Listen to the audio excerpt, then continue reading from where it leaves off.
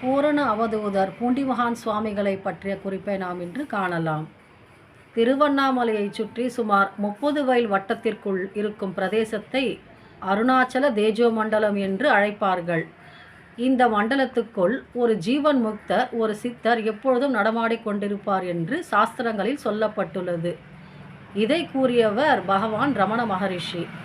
அப்படி 1935ஆம் ஆண்டிலே திருவண்ணாமலைக்கு பக்கத்திலே 20 கிலோமீட்டர் தொலைவில் அமைந்துள்ள கலசப்பாக்கம் கிராமத்திலே ஒரு மகான் தென்பட்டார். அவர் ஸ்ரீ பூண்டிமகான் சுவாமிகள். பூரண அவதூதர். ஊரிலார் பேரிலார் உற்றாரிலார் உறவினர் இலார் என்று சொல்வதற்கேற்ப அவருடைய பூர்வீகத்தை பற்றி யாரும் அறிந்திருக்கவில்லை. அவர் சாற்றிலே தென்படுவார். ஆற்று நீரே அவருக்கு தாகம் தீர்க்கும் தண்ணீராக இருந்தது. நாகதாளி புதருக்குள் அமர்ந்து அவர் தியானம் செய்வார். அந்த பழங்களே அவருக்கு உணவாக இருந்தது.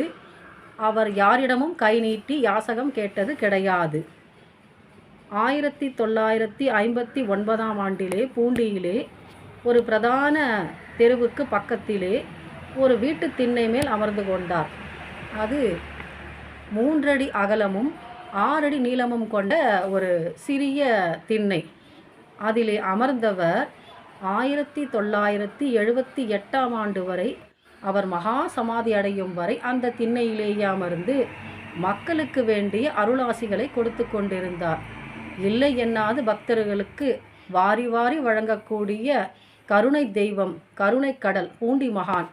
அவர் மகா சமாதி அடைந்தது 1978 நவம்பர் 3ஆம் தேதி.